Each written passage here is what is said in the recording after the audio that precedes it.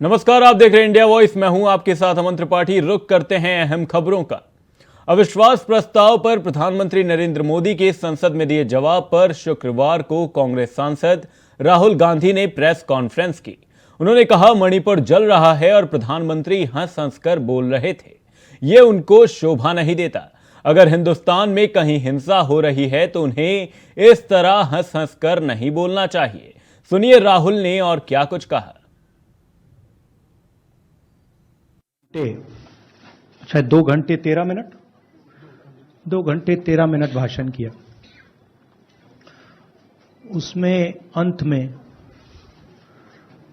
2 minute, और अगर आपने देखा होगा कल, तो प्रधानमंत्री हंस हंस के बोल रहे थे, मुस्कुरा रहे थे, जोक्स क्रैक कर रहे थे, हंस रहे थे। ये उनको शोभा नहीं देता है। हिंदुस्तान का प्रधानमंत्री, अगर इस देश में हिंसा हो रही है, दर्द हो रहा है, हिंदुस्तान के प्रधानमंत्री को 2 घंटे मजाक नहीं उड़ाना चाहिए। विषय कांग्रेस नहीं था, विषय मैं नहीं था, विषय मणिपुर है। मणिपुर में क्या हो रहा है और उसको एकदम क्यों नहीं रोका जा रहा है, यह विषय है। 19 साल के एक्सपीरियंस में जो मैंने मणिपुर में देखा और सुना, वो मैंने कभी पहले नहीं सुना था। मैंने पार्लियामेंट में बोला कि प्रधानमंत्री जी ने, अमित शाह जी ने भारत माता की हत्या की है, मणिपुर में भारत को खत्म कर दिया है। मैंने ऐसे नहीं बोला था, ये खोखले शब्द नहीं है। मैं आपको समझाता हूं मैंने ये बात बोली क्यों। जब हम मणिपुर पहुंचे, हम लैंड किए, हमें मणिपुर में दौरा करना था। जब हम मेटे एरिया में गए, हमें साफ कहा गया था कि अगर आपकी सिक्योरिटी डिटेल में कोई भी कुकी होगा, उसको आप यहां मत लाइए क्योंकि हम उसको मार देंगे। और जब हम कुकी के एरिया में गए, हमें कहा गया अगर कोई मेथे आपकी सिक्योरिटी डिटेल में होगा, उसको आप मत लाइए, उसको हम गोली मार देंगे। हम जब गए, हमें मेथेज को परे करना पड़ा, हमें कुकीज को परे करना पड़ा। मतलब एक स्टेट नहीं है, आज 2 स्टेट है। स्टेट की हत्या कर दी गई है और उसको चीर दिया गया है। इसलिए मैंने बोला, हिंदुस्तान की हत्या मणिपुर में बीजेपी ने कर दी है। कॉन्ट्रडिक्शन है। शायद पीएम मेरा चेहरा टीवी पे नहीं देखना चाहते, मगर फिर पीएम मेरी वीडियो के बारे में बात करते हैं, तो पता नहीं क्या है, बट मुझे लगता है शायद उनको मेरा चेहरा टीवी पे देखना अच्छा नहीं लगता। कोई प्रॉब्लम नहीं है। जो मैंने बोलना था, देखिए मुझे अपना काम करना है। मैं जानता हूं कि मीडिया पे कंट्रोल है, लोकसभा राज्यसभा टीवी पर कंट्रोल है, वो उसके बारे में मैं कुछ ज्यादा नहीं कर सकता हूं, मगर मुझे अपना काम करना है, मैं अपने काम को करता हूं। जहां भी भारत माता पर आक्रमण होगा, वहां मैं आपको खड़ा मिलूंगा, भारत माता की रक्षा करते हुए मिलूंगा। उत्तर प्रदेश विधानसभा सत्र के आखिरी दिन नेता प्रतिपक्ष अखिलेश यादव ने योगी सरकार पर जमकर निशाना साधा और महंगाई से लेकर भ्रष्टाचार, आवारा पशु, किसान और बेरोजगारी के मुद्दे को लेकर चुन चुनकर हमला किया। सुनिए क्या कुछ कहा अखिलेश यादव ने। ये दावा करते थे चाल, चरित्र और चेहरा, और अब इन 4 से पहचाने जाते हैं भाजपाई। पहले दावा करते थे चाल, चरित्र और चेहरे से पहचान बनाने के लिए, और आज जो पहचान बन गई है वो नफरत, भ्रष्टाचार, बेरोजगार और महंगाई से। कि हमारा गोल है कि $1 ट्रिलियन इकोनॉमी बन जाएगी 2027 तक। ये बात शुरू में भी हम लोगों ने कही थी, जब सदन में हम लोगों को अध्यक्ष महोदय बोलने का मौका मिला था बजट पर, कि इतना बड़ा सपना दिखाया जा रहा है कि $1 ट्रिलियन इकोनॉमी हो जाएगी। ये $1 ट्रिलियन इकोनॉमी बिना किसान की मदद के कैसे संभव है? बिना एग्रीकल्चर सेक्टर को बेहतर किए हुए कैसे संभव है? मुख्यमंत्री कार्यालय में काम करने वाले अधिकारी की जान चली जाए एक जानवर से टकराने से, अगर उसके लिए कोई सुरक्षा नहीं है तो जो आम जनता उसके लिए सुरक्षा क्या है? हम आए दिन सोशल मीडिया पे या अलग तरीके से वीडियो देखते हैं क्या किस तरीके से सांड ने गली में आकर के किसी बच्चे को, किसी महिला को, किसी बुजुर्ग को उठा करके फेंक दिया। यही $1 ट्रिलियन की हमारे एक साथी थे, अब उन्होंने ऑर्बिट बदल ली है।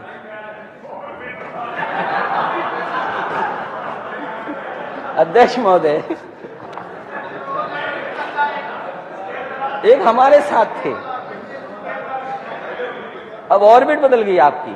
और जब मैं मंच पे रहता था इनके साथ तो एक गाना हमेशा गाते थे, चल सन्यासी मंदिर में। और अब मैं बैठना चाहूं और आप खड़े होना। अध्यक्ष महोदय, केवल गाने के लिए खड़ा कर रहा हूं इनको। जो पहली लाइन तो इन्होंने गा दी, उस गाने की दूसरी लाइन गा दे, मैं बैठ जा रहा हूं। मेरे अंगने में तुम्हारा क्या काम?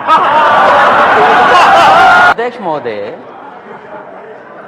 क्योंकि ये शपथ लेने गए थे तो नेता सदन ने ये गाकर के सुनाया, मेरे अंगने में तुम्हारा क्या काम है। यूपी के विधानसभा सत्र में सीएम योगी ने अखिलेश के सवालों का जवाब देते हुए जबरदस्त हमला बोला। क्या कुछ कहा सीएम योगी आदित्यनाथ ने, सुनिए। मैंने कहा ना 14, 17, 19, 22 और फिर चिंता मत करो 24 में खाता भी नहीं खुलने वाला है। मैं तो फिर से कह सकता हूं कि चच्चो अभी से रास्ता तय कर लो अपना। तो ये आपके साथ न्याय नहीं करेंगे। जब भी आपका नंबर आता है आपको चुपचाप काट दिया जाता है। आपके भलमानस को ध्यान में रख करके आपके संघर्ष को कोई ध्यान में नहीं रखता है। महोदय, दुष्यंत कुमार ने एक बात कही थी कि तुम्हारे पांव के नीचे कोई जमीन नहीं, कमाल यह है फिर भी तुम्हें यकीन नहीं।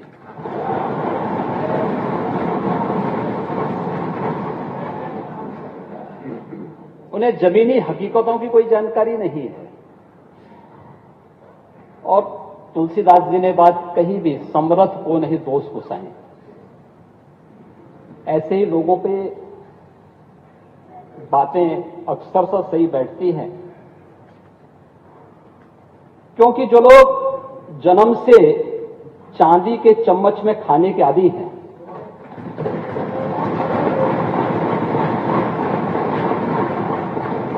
वे गरीब की समस्या को क्या समझेंगे। 4 बार समाजवादी पार्टी को भी प्रदेश में मुख्यमंत्री के रूप में कार्य करने का अवसर प्राप्त हुआ था।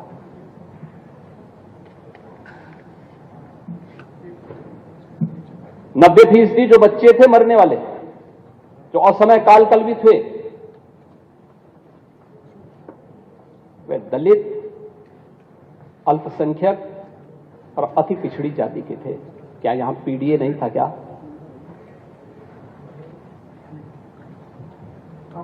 क्या कर रहे थे? 4 बार मुख्यमंत्री बनने के बाद भी आप लोगों ने उसका समाधान नहीं निकाल पाए।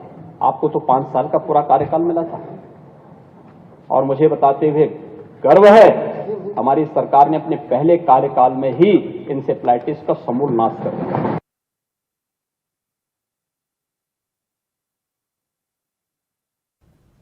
रुद्रप्रयाग के गौरीकुंड स्थित केदारनाथ मार्ग भूस्खलन से लापता होते हुए लोगों की सर्चिंग जारी है।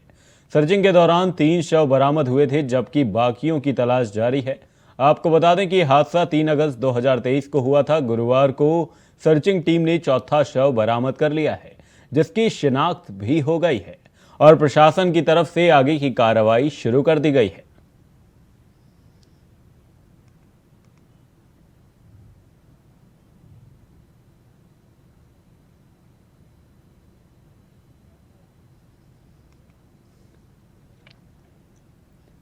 उत्तराखंड में स्वास्थ्य सेवाओं को बेहतर बनाने के लिए प्रदेश सरकार की ओर से कई प्रयास किए जा रहे हैं। इसी कड़ी में उत्तराखंड के सभी दूर दराज के क्षेत्रों में स्पेशलिस्ट डॉक्टरों की तैनाती की जाएगी।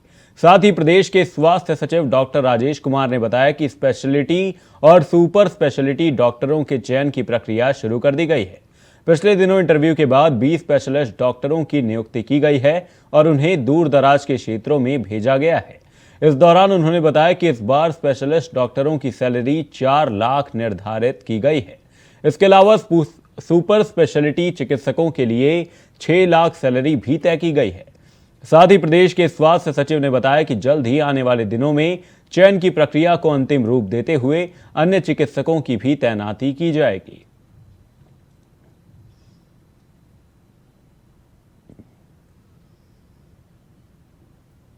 देखिए, उत्तराखंड में स्पेशलिस्ट डॉक्टर्स की नियुक्ति को लेके हम लोगों ने यूकोटी पे योजना लागू की है और ये योजना लगभग 6 महीने से चल रहा है और इसके तहत हमें 20 से भी ज़्यादा स्पेशलिस्ट डॉक्टर्स मिले हैं। 2 राउंड ऑफ हम लोगों ने इंटरव्यूज़ हम लोगों ने कर दिए हैं। जैसे मैं बता रहा था, 20 डॉक्टर्स हमें मिले हैं और दूरस्थ से दूरस्थ जनपद में हमें ये स्पेशलिस्ट डॉक्टर्स मिले हैं। इस बार हमने तीसरे राउंड का ऐड निकाला है और 22 अगस्त को इंटरव्यू होगा और इस बार की खासियत ये है कि इस बार हम लोग सुपर स्पेशलिस्ट डॉक्टर्स का भी चयन करेंगे।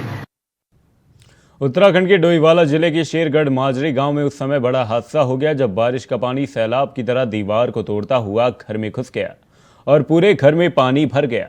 घर में घुसे पानी में डूबने से 12 साल की आकांक्षा की मौत हो गई। साथ ही घटना की जानकारी मिलते ही डोईवाला के विधायक बृजभूषण गैरोला और एसडीएम शैलेंद्र सिंह नेगी कोतवाली पुलिस के साथ घटनास्थल पर पहुंचे। प्रशासन ने मौके पर पहुंचकर पीड़ित परिवार को 4 लाख की राहत राशि दी। इस दौरान लोगों ने नाराजगी जताते हुए तहसील प्रशासन से एनएचएआई अफसरों के खिलाफ कार्रवाई की मांग की। जो हमारी बेटी हमारे बीच में नहीं है उस पर दुख प्रकट करते हैं। सबसे पहले हमें बहुत अफसोस है कि हमारी बच्ची हमारे बीच में नहीं है और वो किस कारण गई, वो पानी के कारण गई है। जैसे भी जो दुर्घटना हुई है वो हरिद्वार के श्यामपुर कांगड़ी गांव के गंगा का तटबंध टूटने से हड़कंप मच गया। एहतियात के तौर पर तटबंध टूटने के बाद मौके पर पुलिस बल, एसडीआरएफ और गोताखोरों को तैनात किया गया है। गंगा का पानी तटबंध टूटने के बाद गांव में घुस रहा है, जिसके चलते गांव के लोग डर के साए में जीने को मजबूर हैं। तो वहीं करीब 5000 की आबादी वाले कांगड़ी गांव के साथ साथ 5 गांव इसकी चपेट में आ सकते हैं। पुलिस विभाग की तरफ से फोर्स तैनाती के साथ गांव में नदी के किनारे न जाने की हिदायत दी गई है। आज थोड़ा जलस्तर बढ़ने के कारण अभी भी जो जलस्तर है वो वार्निंग लेवल पे चल रहा है। जलस्तर बढ़ने के कारण जो यहाँ पर जो तटबंध बनाया गया था, ये तटबंध टूट गया था, जिसके लिए यहाँ पर स्थानीय पुलिस, एसडीआरएफ सब लोग मौके पर मौजूद हैं और सभी लोगों को हिदायत दी जा रही है कि नदी के किनारे न जाएं। साथ में जितने भी लोग जो यहाँ पर नदी के किनारे निवास कर रहे हैं, इन लोगों को यहाँ से हटाया जा रहा है और सुरक्षित स्थानों पर ले जाने की कार्रवाई की जा रही है।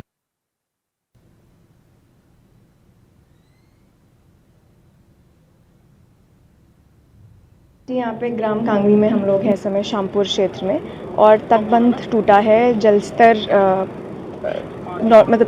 बढ़ा हुआ है क्योंकि बारिश काफ़ी तेज़ी से हो रही है। तो यहाँ पे तटबंध टूटने से ये हम लोगों को लग रहा था कि पानी गांव की तरफ आने की आशंका है। उसके दृष्टिगत जो बैंक्स पे लोग रह रहे थे उनको शिफ्ट करा दिया गया है। लगातार थाना श्यामपुर की पुलिस टीम अनाउंसमेंट्स करवा रही है और यहाँ पे हमारे साथ कंपनी भी नियुक्त है, एसडीआरएफ की भी टीम नियुक्त है और उचित पुलिस बल को भी नियुक्त किया गया है। अलर्ट की स्थिति है पर अभी किसी भी तरह की क्षति नहीं पहुंची है किसी को भी और सभी को बताया गया है कि सुरक्षित रहें और बैंक्स से, तटों से दूर। खबरों के सिलसिले में वक्त है एक छोटे से ब्रेक का। ब्रेक के उस पार खबरों का सिलसिला रहेगा जारी। ब्रेक के बाद एक बार फिर से आप सभी का स्वागत है। आप देख रहे हैं इंडिया वॉइस। रुख करते हैं अगली खबर का। उत्तराखंड में सशक्त भू कानून लागू किए जाने की मांग लगातार बढ़ रही है। इसी मांग को लेकर कभी सियासी दल तो कभी सामाजिक संगठन के लोग सरकार के मुखिया का घेराव करने लगते हैं। साथ ही सशक्त भू कानून की इस मांग पर अब धामी सरकार भी चिंतित है। बता दें कि राज्य में सशक्त भू कानून की मांग को लेकर आए दिन राजधानी देहरादून में विरोध प्रदर्शन और रैलियां निकलती हुई नजर आती हैं। भू कानून की इस मांग को लेकर सरकार के मुखिया पुष्कर सिंह धामी चिंतित नजर आ रहे हैं। इस दौरान उन्होंने जनता को भरोसा देते हुए कहा कि जनहित से जुड़े हर विषय पर सरकार चिंतित है और जल्द ही भू कानून को लेकर भी विधिक राय और सुझावों पर सरकार काम करेगी। भू कानून और एक सख्त जो है उत्तराखंड के अंदर इस प्रकार का कानून बने, उसका हमने अभी सोमोटो कैबिनेट में मंत्रिमंडल ने इसको पारित कर दिया है कि हम एक कड़ा कानून यहाँ पर लाने वाले हैं और उसकी हमारी तैयारियां चल रही हैं। पहले से भी जो हमारे मुख्य सचिव थे सुभाष कुमार जी, उनकी अध्यक्षता में जो कमेटी गठित हुई थी, उस कमेटी की भी रिपोर्ट आ गई है। सभी का अध्ययन करने के बाद हम उत्तराखंड के अंदर सख्त भू कानून की ओर बढ़ेंगे। बहुत स्पष्ट है कि जो विषयों को लेकर अपने पिछले चुनाव घोषणा में हम गए थे, हमने घोषणा पत्र जो दिया था उसका हम इम्प्लीमेंट करेंगे। उसमें भू कानून का विषय भी है और भू कानून के विषय को लेकर सरकार पर रिपोर्ट प्राप्त हो चुकी है। सब विधि विज्ञ है कि विधानसभा के अंदर वो विषय जाएगा और विधानसभा के बाद ही कानून बनेगा। इसलिए पता है कि जो चीज होने वाला है उसको राजनीतिक रूप से बुनाने का कुछ चेष्टा विरोधी दलों द्वारा हो रही है और जनता इस बात को समझती है कि भारतीय जनता पार्टी जिस विषय को बोलती है उसको धरातल पर उतारती है और उसी हिसाब से हमारा आगामी दिनों के अंदर हम भू कानून के विषय। देखिए, कल राज्य के आंदोलनकारी संगठनों के आह्वान पर मुख्यमंत्री आवास कूच था और आंदोलनकारी संगठन मांग कर रहे हैं राज्य में भू कानून की, मूल निवास प्रमाण पत्र की। बड़ी तादाद में राज्य भर के आंदोलनकारी जो है देहरादून में जुटे थे। जिन आंदोलनकारियों की मांग पर, जिन आंदोलनकारियों के आंदोलन से उत्तराखंड राज्य मिला, भाजपा के प्रदेश अध्यक्ष कह रहे हैं कि वो कुचेष्टा कर रहे हैं। वो जो है किस इशारे पर जो है ये आंदोलन कर रहे हैं? आप बताइए, ये शर्मनाक बयान है। राज्य के आंदोलनकारी राज्य के हित के लिए हमेशा लड़ते रहे हैं, अब उनके आंदोलन को कुचेष्टा बताया जा रहा है। कहा जा रहा है कि वो जो है किस इशारे पर जो है ये आंदोलन कर रहे हैं। आप बताइए, जो सवाल खड़ा करने का प्रयास भारतीय जनता पार्टी के प्रदेश अध्यक्ष कर रहे हैं, ये आंदोलनकारियों की शक्तियों का भी अपमान है, राज्य की जनता का अपमान है और आंदोलन के गर्भ से जन्मे उत्तराखंड राज्य के हर व्यक्ति का अपमान है। लगातार हो रही बारिश से हरिद्वार में एक बड़ा हादसा होने से टल गया। बता दें कि दाट काली मंदिर के पास शिवालिक पर्वत से एक बड़ी चट्टान भरभरा कर नीचे गिर गई। इस दौरान पहाड़ी से आया मलबा सीधा रेलवे ट्रैक पर गिरा, जिससे रेल यातायात पूरी तरह से बाधित हो गया। बता दें कि करीब 4 घंटे तक हरिद्वार से देहरादून और योग नगरी ऋषिकेश के बीच ट्रेनों की आवाजाही बंद रही। साथ ही सूचना मिलते ही मौके पर पहुंचे रेलवे प्रशासन के अधिकारी 4 घंटे की मशक्कत के बाद जेसीबी की मदद से मलबे को हटाया गया।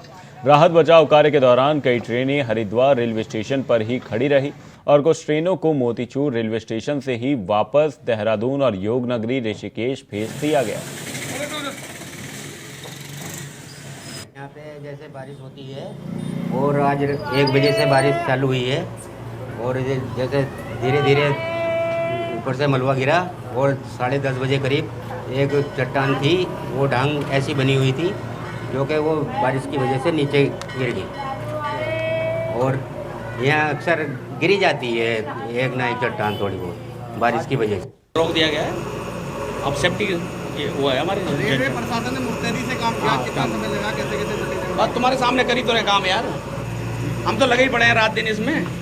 बड़ी दिक्कतें, बड़ी मेहनत करनी पड़ रही है। आप आपदा को कोई नहीं रोक सकता यार, ये तो देखो हम लोग लगे हुए हैं, जो हमारा काम हम कर रहे हैं अपना। देखो लगभग कितनी देर से बाधित ये 10:30 बजे से करीब तब तक चल जाएगा, बस चल जाएगा आधे घंटे में। बीते दिनों से लगातार हो रही बरसात से उत्तराखंड में तबाही मची हुई है। जगह जगह जनहानि और संपत्ति के नुकसान की खबरें सामने आ रही हैं। वहीं मौसम विभाग के पूर्वानुमान को देखते हुए मुख्यमंत्री पुष्कर सिंह धामी के निर्देश पर आपदा प्रबंधन भी अलर्ट मोड पर है। इसी दौरान आपदा प्रबंधन ने भी एसडीआरएफ, एनडीआरएफ, पीडब्ल्यूडी सहित सभी विभागों को 24 घंटे अलर्ट रहने के आदेश दिए हैं। साथ ही उत्तराखंड में बारिश से हुए नुकसान पर आपदा प्रबंधन की नजर बनी हुई है। आपको बता दें, तेज बारिश से भूस्खलन होने के कारण उत्तराखंड की 200 से अधिक सड़कें बाधित हैं, जिसमें 4 राज्य मार्ग भी शामिल हैं। कोई बड़ी इंसिडेंट की तो आज कोई सूचना नहीं है अभी तक। अभी हाँ ये है कि जो हरिद्वार में है, हरिद्वार में गंगा जी आगे चलती हैं तो उनके फैलने के लिए जगह होती है, तो फैलाव में थी जहाँ तटबंध भी बने हुए थे। जो कांगड़ी गांव एक पड़ता है वहाँ भू कटाव हुआ है, वहाँ जल स्तर बहुत बढ़ गया था। तो उसको देखते हुए NDRF, SDRF और जिला प्रशासन ने जो उसके किनारे लोग रह रहे हैं उनको अलर्ट मोड पर रख दिया है। वैकल्पिक व्यवस्था का भी वहाँ पे व्यवस्था की गई है। उन कांगड़ी गाँव में कोई स्कूल आइडेंटिफाई करके लोगों को बता दिया गया है ताकि किसी को कोई हबड़ तबड़ न हो, किसी कोई। फिलहाल के लिए इस बुलेटिन में सिर्फ इतना ही। खबरों का सिलसिला रहेगा जारी। देखते रहिए इंडिया वॉइस। नमस्कार।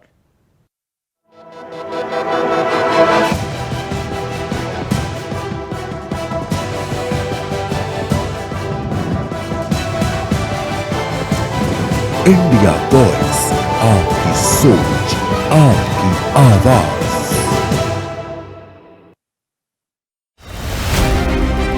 सेवा, सहयोग और समर्पण की भावना से आजादी के बाद पहली बार उपेक्षित वनटांगिया समाज की उन्नति का मार्ग प्रशस्त हुआ है।